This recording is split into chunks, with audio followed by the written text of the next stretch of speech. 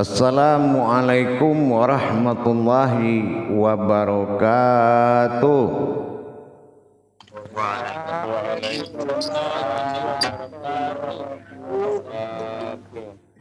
Alhamdulillah. Alhamdulillahi rabbil alamin. Assalatu wassalamu ala asrafil anbiya'i wal mursalin Sayyidina wa maulana Muhammadin sallallahu alaihi wasallam. Ashhadu an la ilaha illallah wa ashhadu anna Muhammadar Rasulullah. Allahumma salli ala Sayyidina Muhammadun musabbihil wal ikram ya wal jalil wal ikram. Subhanal malikul quddus subhanatil izzati wa azzamati wa haibat wal qudrat wal sultan wal kamal wal jamal wal kibriyai wal ijabarut wala ya'futu wala ya'budu abadah wa tahirin wal mujahidini anna amadu insyaallah. Alhamdulillah, bersyukur kita kepada Allah dengan segala karunia limpahan rahmah hidayahnya, sehingga pada waktu dan kesempatan yang kita muliakan ini kita bertemu lagi, belajar, bertolabul ilmi, beramtut ilmu, amal dan ibadah dalam makom grup 6 yang dirahmati Allah. Insya Allah pada waktu dan kesempatan ini marilah kita melanjutkan perjalanan rohani kita,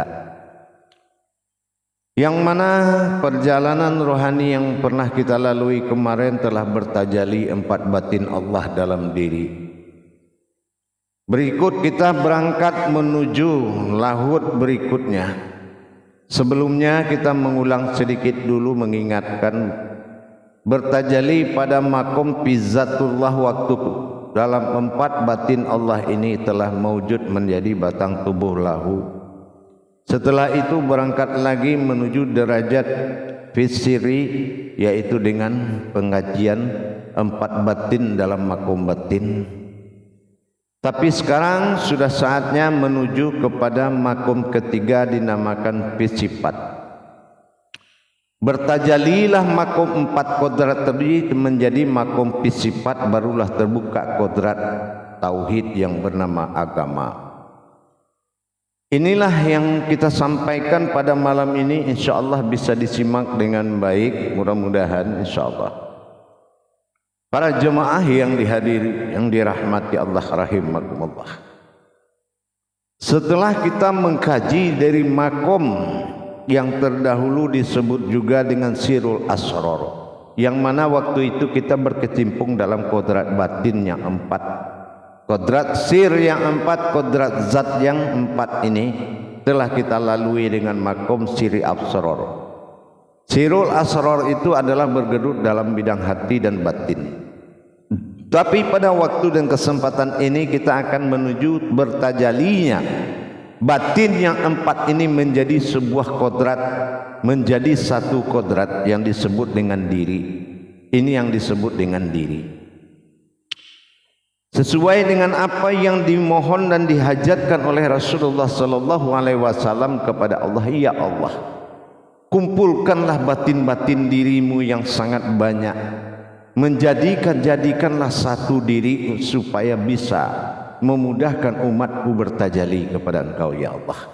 Man allafa alla fi isatin wa man allafa allal fi sifatin wa allafa allal qudratin. Kumpulkanlah satunya, semua menjadi satu. Akhirnya Allah kabulkan semua kodrat yang 4 itu menjadi satu. Dalam hal ini bertajalilah kepada sifat, maka sifat inilah mulai awal ibadah terjadi. Bertajali yang 4 menjadi kodrat satu diri, nanti akan diajarkan cara bertajalinya pada season kedua. Ini adalah menuju sebuah kodrat bernama ma'ul hayat. Ma'ul hayat itu apa? Kalau yang batin yang 4 ini, dia telah menjadi satu kodrat diri, bertajali menjadi diri, diri tunggal dalam diri. Nah, inilah yang di akhir dari yang 4 menjadi satu. Untuk itu jemaah, kita mengetahui ada an-nazil. Ini namanya perjalanan menuju sifat ini yang dinamakan perjalanan ghaibul quyub. Artinya apa ghaibul quyub? Adalah saatnya gaib itu menjadi nyata.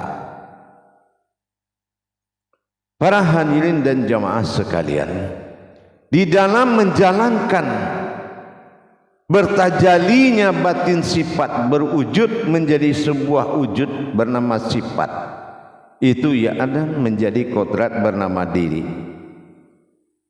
Maka kita mempersiapkan beberapa persiapan kodrat, menunggu kedatangan batin yang 4 berupa diri. Dia akan masuk berupa diri dan berdiri menjadi batin diri yang batin bernama nafsiyah. Nafsiyah adalah diri dari himpunan seluruh diri yang berada menjadi diri dalam diri.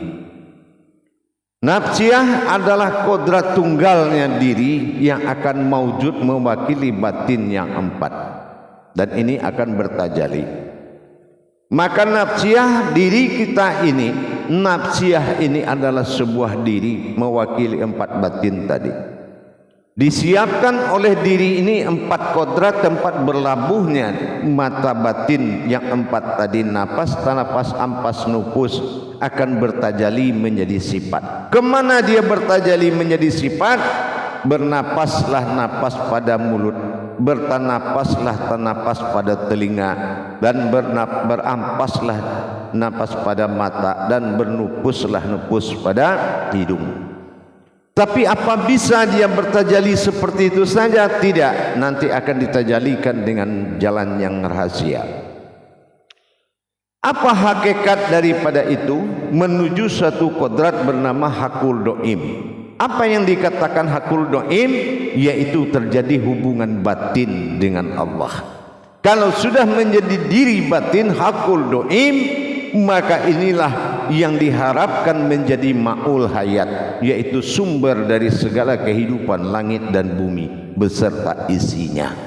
Inilah yang dikatakan induknya diri atau diri penguasa. Inilah yang dikatakan ma'ul hayat.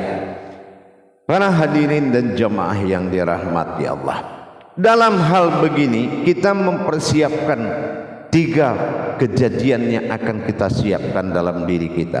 Pertama, kita akan mensiapkan dengan makom yang disebut dengan zikir qalbi. Zikir qalbi adalah munculnya kodrat-kodrat hakikat pada diri kita. Yang kedua, khawas fil khawas. Khawas fil khawas ini apa? Akan dipecah pandangan ini. Jadi pandangan ini akan berubah nanti menjadi kawas fil kawas. Ya, nah apa kawas fil kawas? Suhudul kasroh fil wadah, suhudul wadah fil kasroh. Melihat yang banyak itu satu dan melihat yang satu itu banyak. Siapa yang bisa begitu? Itu adalah batinnya Allah. Mana batinnya Allah? Inilah yang akan muncul menjadi nyawa. Ini yang akan bertajali nanti. Setelah itu barulah kita mencapai namanya sudul haq.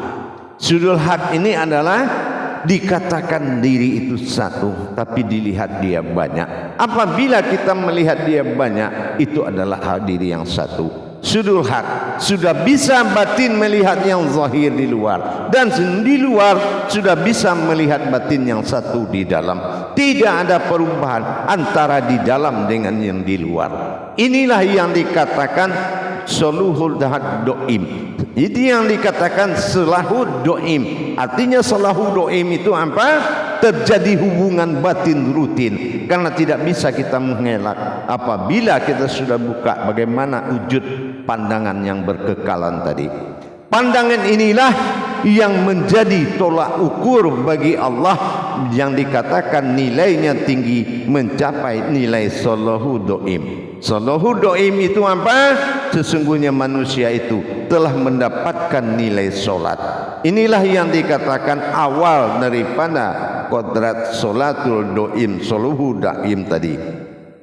Jadi para hadirin dan jemaah yang dirahmati Allah rahimakumullah, dalam bertajalli seperti ini dengan tujuan adalah mendapatkan soluhat doim tadi, inilah hubungan batin yang berkekalan dengan Allah, sehingga nilai dari soluhat doim ini akan dianggap dan dijadikan oleh Allah sebagai hubungan solat.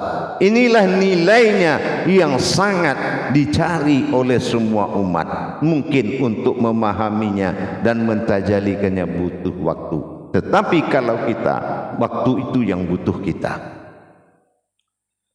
Para hadirin dan jamaah sekalian, kita akan merujuk kepada surat Al-Ma'arij ayat 23. Cukup Allah katakan allazina hum ala salatihim daimun. Bagaimana kita sesungguhnya pekerjaan perjalanan batin itu adalah perjalanan sebuah solat. Nah, inilah yang orang yang mendapatkan, yang mereka itu kata Allah tetap mengerjakan salatnya. Salatnya kita ini sudah berjalan dengan kita mengadakan suhudul fil kasrah fil wa'dah dengan suhudul wa'dah alal fil kisarati. Jadi dengan adanya berhasil kita mendirikan yang batin, melihat yang batin di luar, dan melihat batin di luar adalah batin di dalam. Tidak ada lagi perbedaan itu akan terjadi setelah batin yang empat ini bertajalli menjadi diri. Hilang empat, muncul satu diri tunggal, nafsiyah. Inilah diri yang akan berdunia dan berakhirat, bertuhan dan berumat. Dikatakan dia nafsiyah, bernafsi karena tidak ada lagi diri melainkan dirinya tunggal. Itu disebut diri nafsiyahnya Allah. Nanti akan berentet hubungan ini kepada kodrat salbiyah dan manawiyahnya Allah, maka terjadilah kebesaran Allahu Akbar dalam diri. Jelaslah mana yang Tuhan dan mana yang umat. Nanti akan dikupas apa nafsiyah itu dan apa salbiyah. Kenapa salbiyah tidak mau menyerahkan haknya kepada Allah, kepada diri kita? Kenapa dia pegang yang 5, yang 1 dia serahkan, yang 7 dan 14 dia perlihatkan? Ini akan terjawab dengan season berikutnya nanti. Yang penting sekarang tajalikan dulu dengan pasti, pastikan batin 4 menjadi diri yang 1. Itu batasan kita pada saat ini. Insya Allah perjalanan rohani kita sudah mengkerucut 4 menjadi 1. Nanti akan diberikan tajalinya setelah season kedua. Baik, kita langsung adakan muzakarah. Selalu muzakaratun fil jamiati rahimakumullah. La ilaha illallah wallahu akbar. Silakan juru tablik memandu jamaahnya. Insyaallah ya Bu ya. Assalamualaikum warahmatullahi wabarakatuh. Waalaikumsalam warahmatullahi wabarakatuh. Sehat, semoga Bu ya sehat selalu. Amin insyaallah. Insyaallah dipersilahkan kepada para jamaah sekalian yang akan bertanya tentang tema yang telah dibawakan oleh Buya. Silahkan mengangkat tangannya. Dan untuk yang pertama kali yang mengangkat tangan ini dipersilahkan insyaallah kepada Bapak Ali Umar. Silahkan Pak. Pak Ali silahkan. Assalamualaikum warahmatullahi wabarakatuh. Waalaikumsalam warahmatullahi wabarakatuh. Amin insyaallah. Mau nanya Buya, tadi Buya pernah mengatakan itu dilihat yang banyak jadi 1, melihat yang 1 jadi banyak. Nanya apa Buya? Ya itulah dia nanti. Dengan adanya wujud batin yang 4 menjadi satu, lahir menjadi kodrat diri, maka akan terjadi perubahan batin. Kalau ingin mengenal Allah, tidak berubah yang di luar dengan di dalam. Itu yang dikatakan marifatul izzatullah, ma'firatul izzatullah. Kalau kamu mengenal Allah, jangan katakan yang di luar itu beda dengan yang di dalam.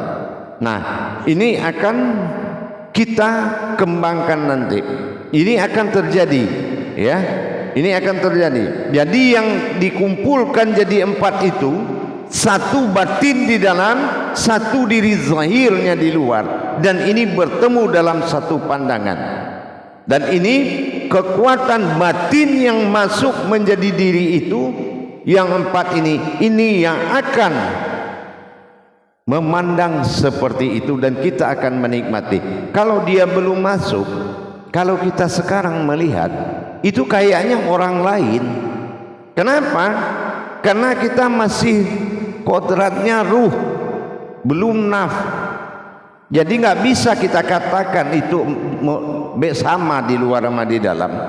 Karena yang di dalam aja belum ada, gimana mau sama di luar? Ya, itu. Jadi dengan adanya dia sudah masuk dan berkembang, kita tajalikan langsung, baru kita bisa. Nah, nanti di salbiyahnya itu dilihat apa yang disembunyikan oleh Allah dalam sifat salbiyahnya ini, sehingga tidak boleh sifat itu menjadi sifatnya kita, kan begitu. Nah, kita periksa apa nafsiyah ini, diri kodrat ini akan kita buka, kita tadabbur juga, dan sampai pada mewujud manawiyahnya, barulah jelas mana yang kodrat Muhammad awal jadi itu, dan mana kodrat Tuhan yang akan disembah itu. Ini akan terjadi dalam hukum ibadah, ini akan disaksikan nanti, paham? Tapi untuk tahap awal kita harus melaksanakan tajalinya lebih dahulu di season kedua nanti, paham? Ya, jadi nggak bisa dikatakan oh napas tenapas ampas nupus, terus di kitanya di mana itu. Kalau nggak nyata ngapain dikaji, kan gitu. Nah kalau dia masuk, apa jadi apa dan di mana, bagaimana caranya mentajalikannya. Nah gitu. Jadi itulah, karena ilmu tajali adalah ilmu tertinggi dalam ma'rifat tertinggi. Jadi tidak semua orang memiliki itu.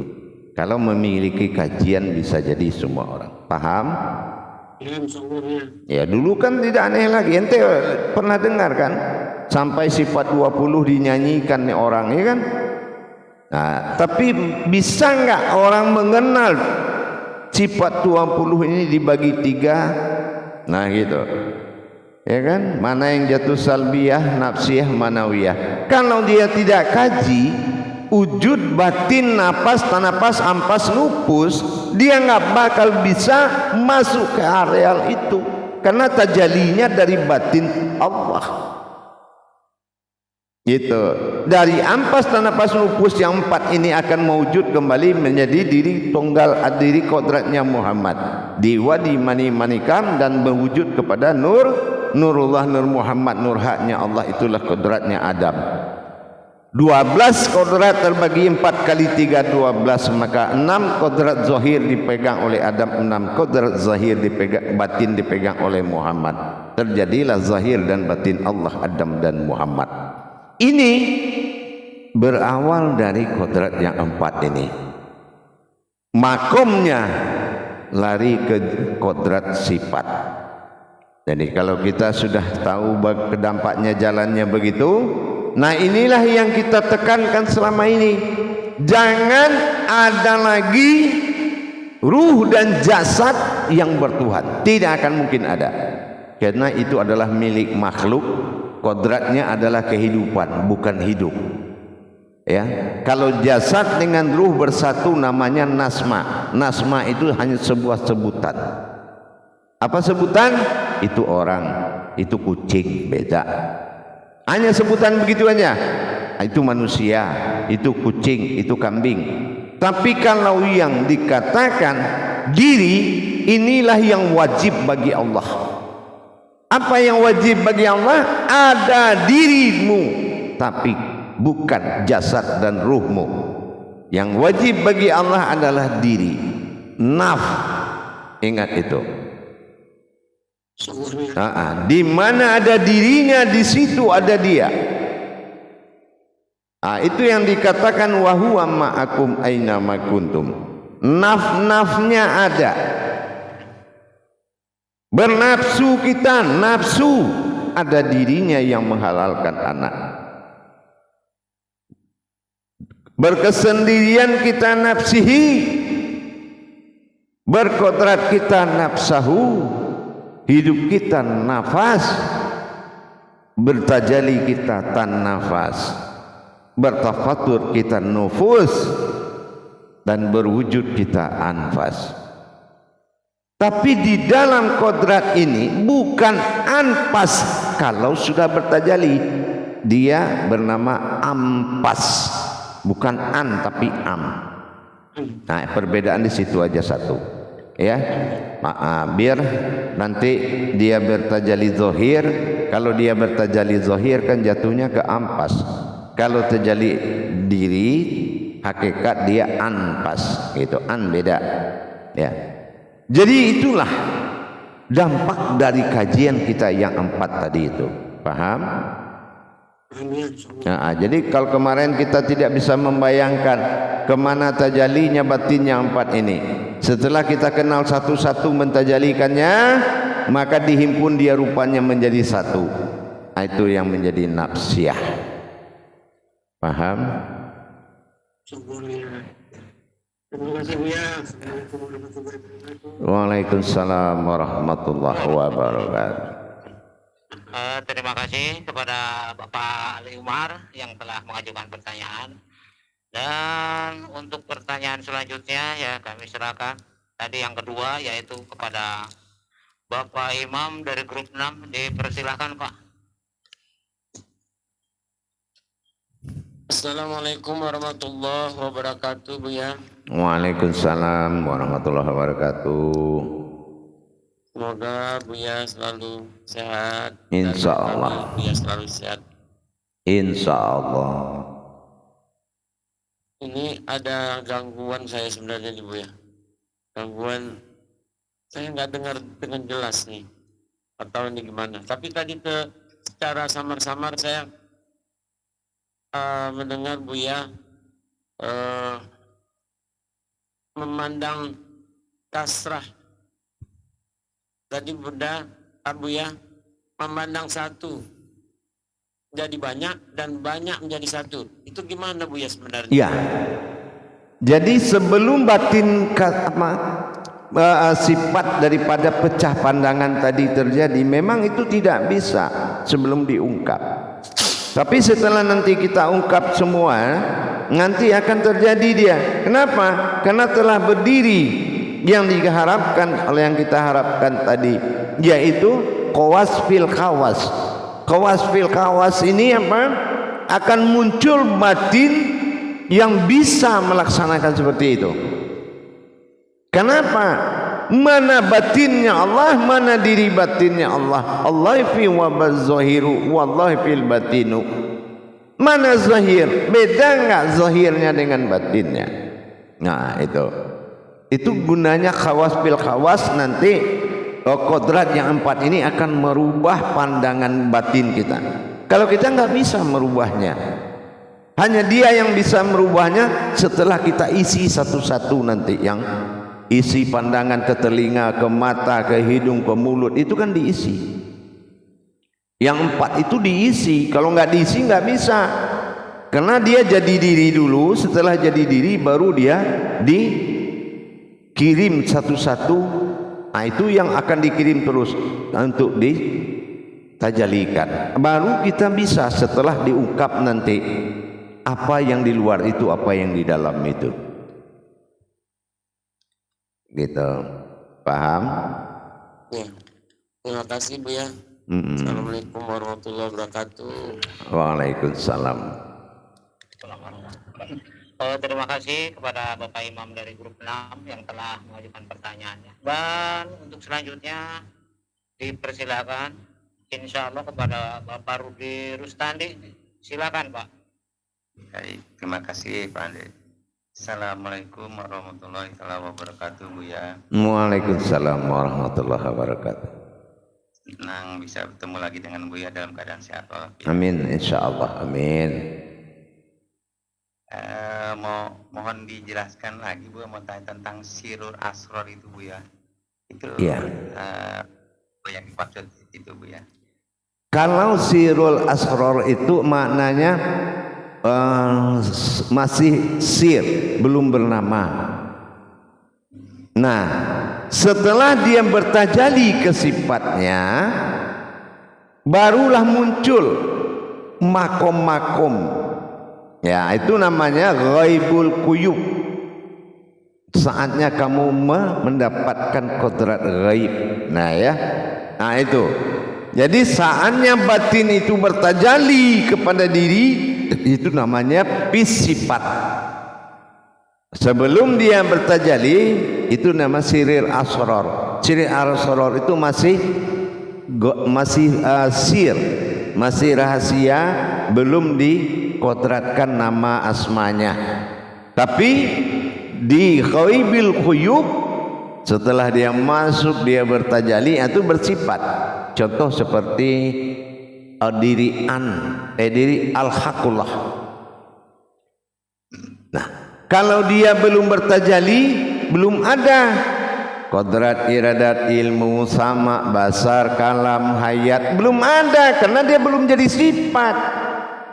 Bagaimana mau beribadah, bagaimana mau bertajalli, dia aja belum menjadi sifat.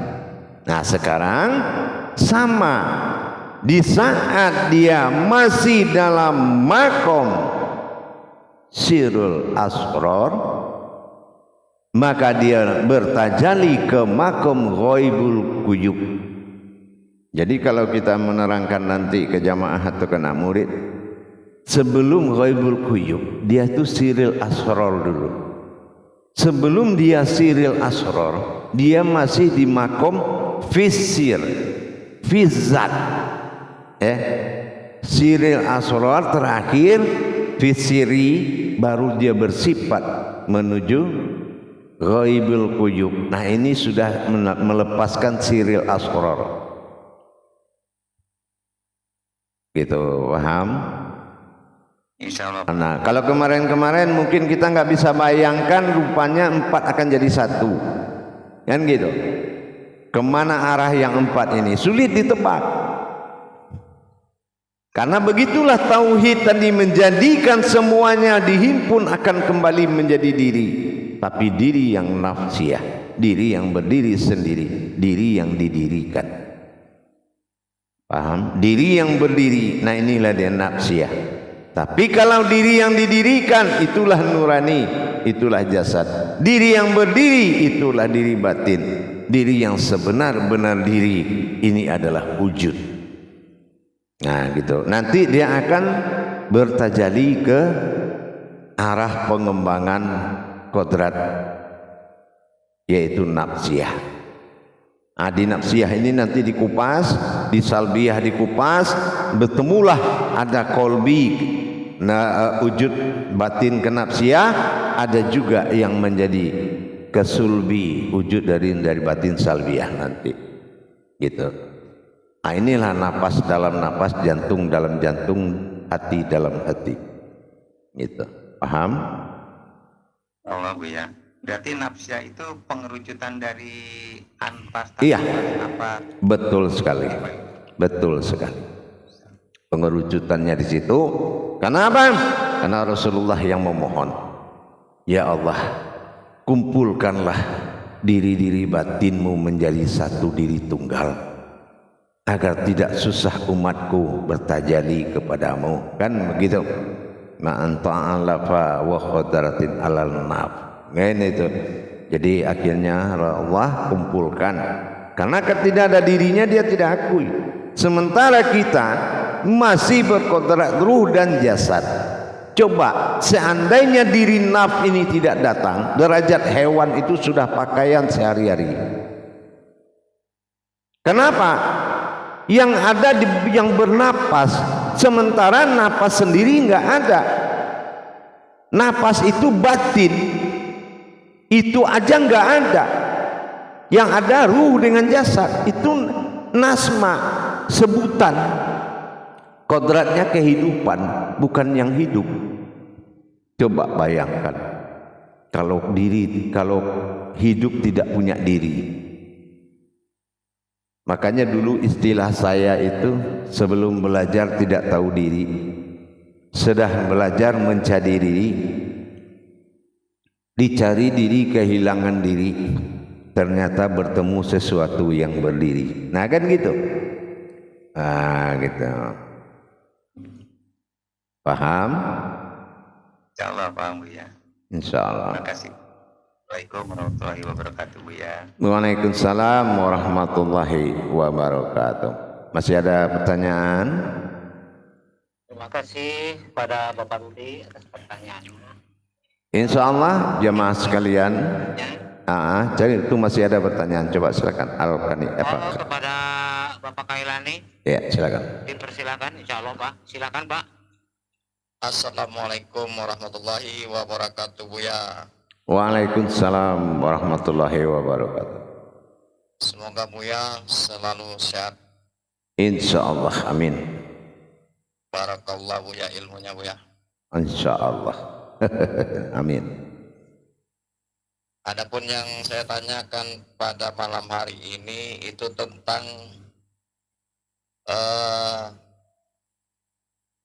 ini apa tadi itu? Sholat daim Buya. Tentang sholat daim. Apa bedanya dengan sholat biasa? Kalau sholat biasa itu menghadap antar kodrat, kodrat kepada usulnya kodrat. Kalau doimun itu adalah sholat hubungan batin, makanya dia 24 jam. Kalau batin itu sudah berhubungan, maka Allah mengatakan dia sudah dapat sholatnya. Nah gitu, dia sudah dapat sholat.